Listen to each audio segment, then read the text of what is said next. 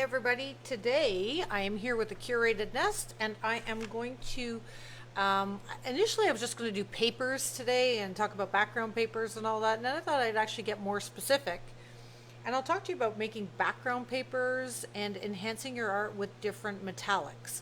So I know you can't see my face today because I really wanted you to be able to see the different effects and things that I'm going to get. So today we are going to focus primarily on making papers using different types of metallic, and for this purpose I'm going to work with gold, and we're just going to make all different kinds of background papers or collage papers and things like that. So you can see here that I have this really fantastic little mind-blowing piece of metallic paper. I'm going to show you how to do that one in just a sec, but I'll start with the ones that are a bit more simple and we'll go from there. Hi Jane. Hi Karen. Nice to see you guys. So today using metallics. So metallics are always a bit of a, people just don't really know what to do with them and which kind they should buy and that sort of thing. So this one that I have is the flakes, the metallic flakes. And then I also have the sheets.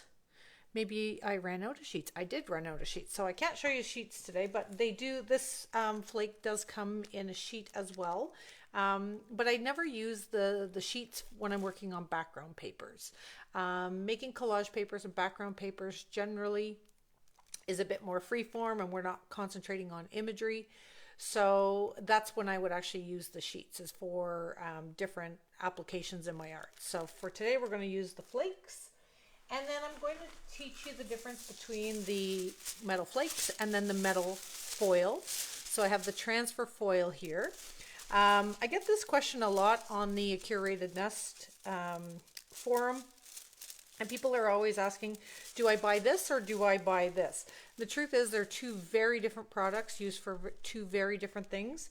In encaustic, it works, they both work really well and without any additional adhesives or anything like that. The wax will just take them both equally, but today I'm going to show you working with them with their proper adhesives and things like that.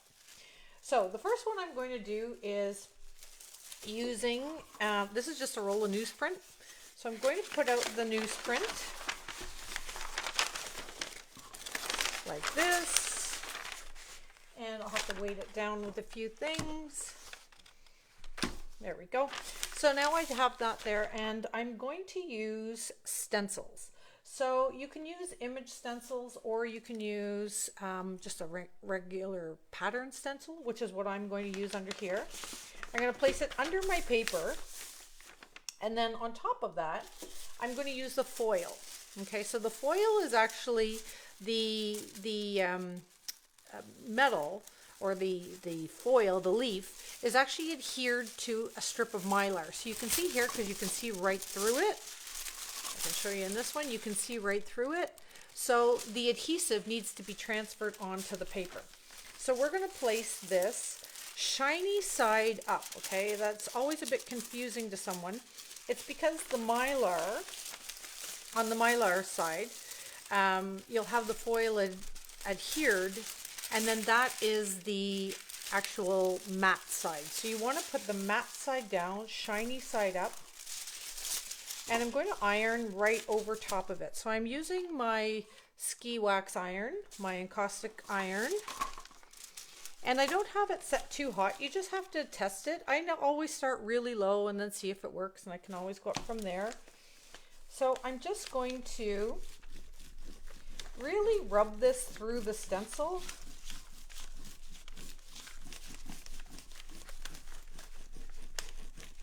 There we go. So I'm putting a bit of pressure on like the heel here, the toe, I guess, of the iron. And now I'll lift that up. And voila, you can see I've got this iridescent foil pattern now onto this paper. And then this would be easy now for me when I'm collaging to, rip out a piece of this and collage it into my work. And then I don't have to be very specific about adding a touch of gold or something like that. It's already got this great pattern and and sheen to it. So that is one way of making background paper using the foils. Now, let's do the same technique, but on a patterned piece of paper. So I took this just out of an old book, and we're going to lay this on top of the same stencil. And this time I'm going to cut 2 pieces of the foil just to show you that we could do something a bit wider.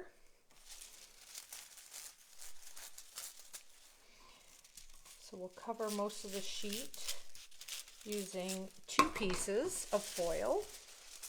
So I'll lay this one on top. There's the stencil. And then I'll lay the second piece on top, and now we'll have a wider sheet. Now, some of the foils that we do carry in the store actually come much wider. I think they're 12 inches. So you wouldn't have to overlap like this, but if you happen to have foils that are smaller, like the ones I'm using now, just go ahead and cut them in half. You can overlap.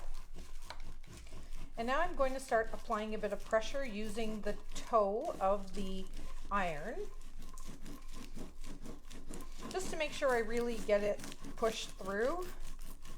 Because like I said, my heat isn't incredibly hot on here. I have it on extra low, and it seems to be doing the trick.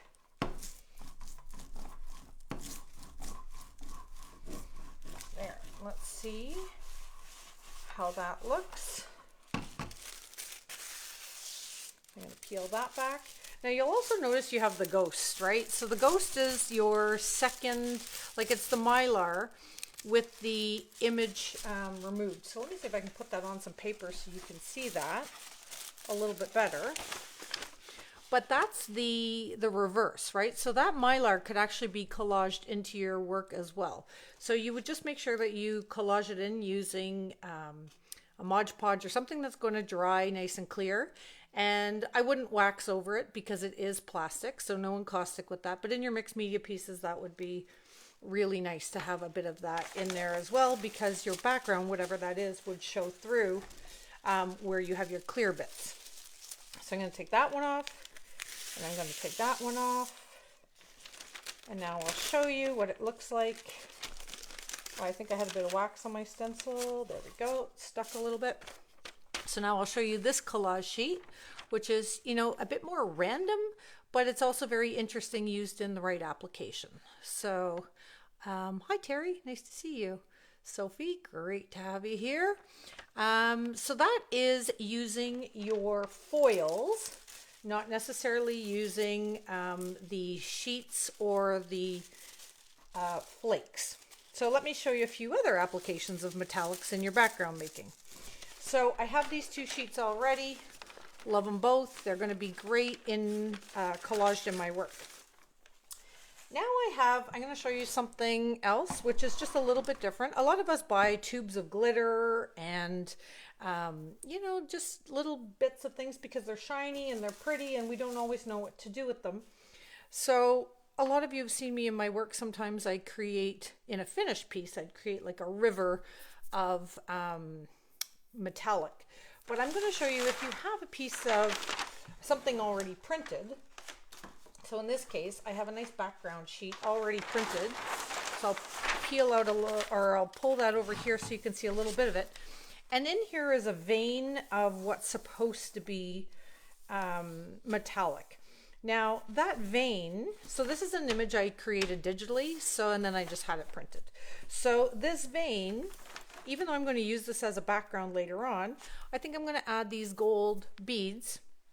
And in order to do that, I am going to use my triple thick, which normally comes in a better bottle than this. I just transferred it. And I am going to do sort of a river, if you will. My triple thick is, I should have had it upside down. We might have to wait for my triple thick. Oh, no, we got it. Okay, so I'm just going to make follow the river, or the line that actually had the triple thick, or the printed metallic on it. And so I'm going to show you one way of following this line.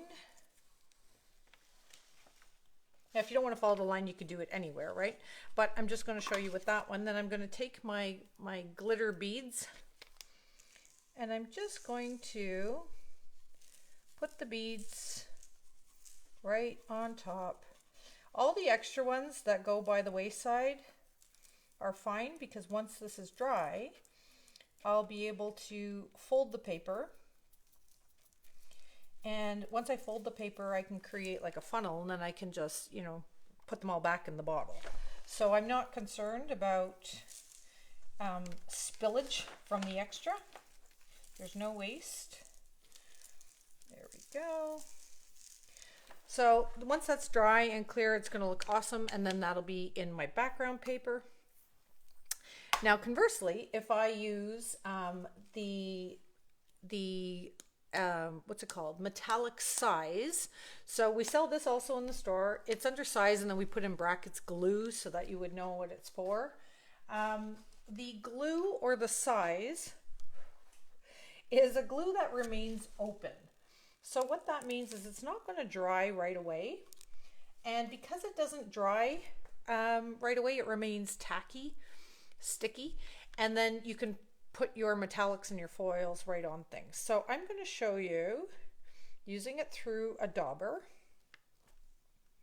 I'm going to add some circles. Now, the adhesive will only stick to, there we go, they will only stick to where the adhesive is. So the rule of thumb is to let that dry for a few seconds. So we're going to just fan it a little bit. I could use a hair dryer just to speed up the dry, but I don't want you guys to have to put up with that. So I'm just going to talk about it very while it's drying. I'll just talk about it. There we go. And I just went over it again just so I can see them, and it should be good to go. There's no real what do you want to call it? Like, is set time. It's just all about the feel. So it's all about the atmosphere of your room and everything else. So in this case, oh, I could also show you size applied with a brush, because it's going to have to dry as well. So let me just grab a brush here, and I'm just going to do, let's see, where can you see that? Right here. So I'm just going to do a line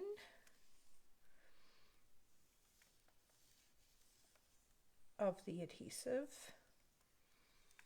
and I'll keep calling it size because that's what it's actually called, so you'll learn the name and recognize it when you want to buy it.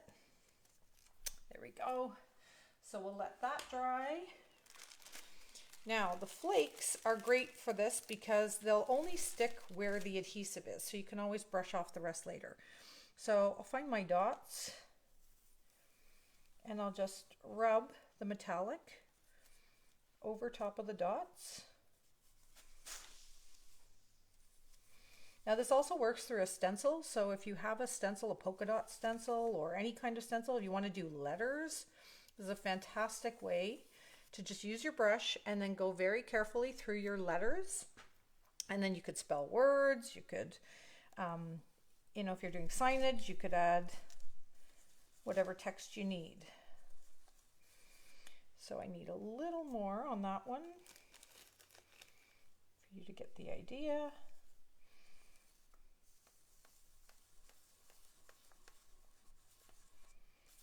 Okay, and this stuff blows around like crazy, so you don't want any wind. You don't want your fans on when you're doing this. I'm going to start applying it now to where I did my freehand line.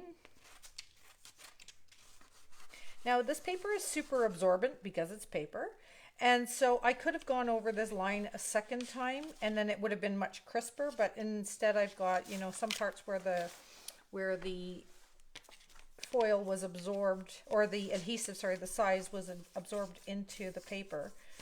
It looks a little choppier, but I don't mind that at all because I am making backgrounds here, not necessarily finished pieces. Grab a little more of the flakes. And the flakes are a little bit unruly, so, you know, proceed with a little bit of caution. But thankfully they're not too expensive. So that's the good part. If you're using the real 24 karat gold leaf, which we don't sell in store only because I don't want people to be wasting it, but you can find that online and you can use it in your fine art projects. But of course you won't want that blowing around and or being wasted. So I try not to waste any of my products, but you know, it sometimes happens. So I think that, there we go. So I'll try, because I've got the beads on here, I don't want to move too much, but I guess you guys can really see. So Sophie is asking a question. When I want to take an awful piece and restart a mixed media encaustic piece, what do I do? Okay, so so that's really, I would love to answer that, Sophie, but just to keep on topic for today's live, we'll have to circle back to that, but that gives me inspiration for my next live. So maybe on Friday, when I do my next live, we could talk about reworking pieces, because that is a great topic, because I get asked it all the time. So why don't we actually just call it right now and say that that will be our topic for Friday. We'll be reworking or redoing an encaustic piece, which for anyone who doesn't understand why this is a big deal, it's because encaustic is actually beeswax, and beeswax is a sealing agent, meaning sealing usually means final, right? So when you do a final piece, it seems final, right? But if you don't like it and it's ugly, how do you rework that? So I get that question all the time. I'd be happy to address it on Friday. So you can see here, we've got some great background papers going on with the metallics. I'm absolutely loving this.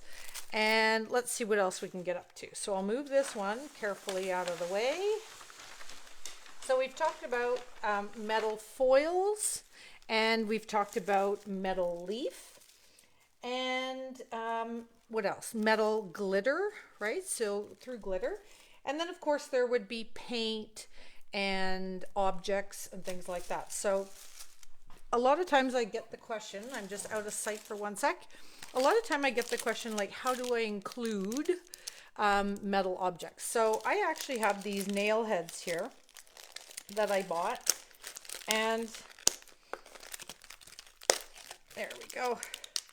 So there's a couple ways you can work with these, but these are like brads. So brads have, I don't know if you guys can see it, but brads have these tiny little claws that are meant to go through and then be folded over. So I've tried hammering these into my wood pieces, into, you know, like, let me just grab something here that you will be able to see.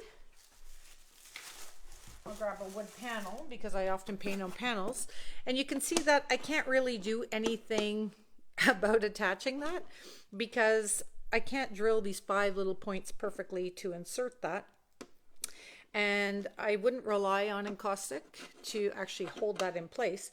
So one is the option that I could just glue this on right here right now, and then hope that later on in my painting I would be able to retrieve it. But I find that that would sort of limit the painting, because then I would forever be, you know, working around this one little star that got embedded in really early. So what I tend to do with stuff like this is I tend to put it onto, let me grab one of my background papers that we just did. Pardon me.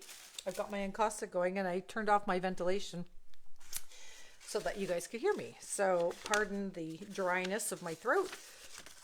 Anyways, I'll take one of these papers, and I guess in order for you to see it, I'll put it on the back. But what I would do is I would just push it through. This is with all brads. I would just push it through the paper like that, right? And then I would use my pliers, which I don't have pliers on hand, but I would use my needle nose pliers. I can do this with my thumbnail though. And I'll push them down one by one to make them flat. And then now they become part of a collage paper, which later on, if I can get them all down, Anyway, which later on becomes much easier to include wherever I want on a painting and whenever I want in a painting. So you can also adhere these to bits of fabric, bits of ribbon, anything like that, so that later on this thing doesn't become an issue. Now, to make sure that it's never going anywhere, I will take a little bit of my Mod Podge or any type of a glue. I'll use triple thick because I have it right here. And I'm just going to go over top of those little brads folded over. And then they're going to dry sort of permanently in here. So now whenever I want to collage this little piece of paper into my work, whether it be in encaustic or whether it be in a mixed media piece, I would just apply my adhesive to the back, my homemade Yes paste likely, and just throw it into the painting at will. And then let's say you wanted it to be really close, you could actually just crop it out, cut it out with an X-Acto knife. And I think we sell them through the store, and they're called precision knives. So I love the precision knives because they're tiny, tiny, tiny, sharp little blades. And I absolutely love those little tools because you can do precise work like cutting that out, which gives you something now to just adhere or collage right into your work because you've already sealed it. So that about sums up my little discussion about metallics. So we've covered metallic inclusions such as buttons and brads. We've also covered the foils and how to use those. Again, in your encaustic, you don't need to have the special like an iron or heat or anything else. The wax will actually take especially nice warm wax will take the foils readily. However, onto any paper surface, you will need to use an iron or some size, right? The adhesive. So that's how I use the foils. And then again, using the leaf. This just happens to be the leaf and flakes. You'll need, on paper, you'll need the size. So Margot has a question. No, Pam has a question. So she says, let's see if I can go back to that. Glue. Now my phone is doing a crazy thing. Sorry, it's asking to be rotated. I must be sideways. Apologies. Glue. Did you paste on the paper to put the gold leaf pieces? No, if you watch back to the if you watch back through the video, that'll all be explained. But through paper, you can, I will include this replay, and then also on our website, I'll repeat this at the end, but also on our website later on, once I'm able to upload the video, it will be permanently on our YouTube channel. So if you go to acuratednest.com, and I will include that in the body of text, the description, it will be the link actually to today's video, and you'll be able to watch it again. And then, so for sure, any of you, just be sure to watch the replay. I'll be done shortly, and then we'll talk about that. But to recap on the foil and on the flakes, you do need some type of way of having it stick to paper. So for that, we use size or we use heat, which is the iron. And yes, if you do watch the replay, I honestly guarantee you'll be amazed, because some of the techniques that I've gone over today have been, to me, in my mind, like you can see the floral pattern through here on the paper. Some of these techniques have been like revolutionary to me when I did discover them once upon a time. Anyway, again, thank you for watching, everybody. And if you go to acuratednest.com, you can buy, you'll see all the links to all these products very shortly. Please do watch the replay if you are interested in learning more about the different types of metallic inclusions in your artwork. Thanks again. Bye-bye, everybody.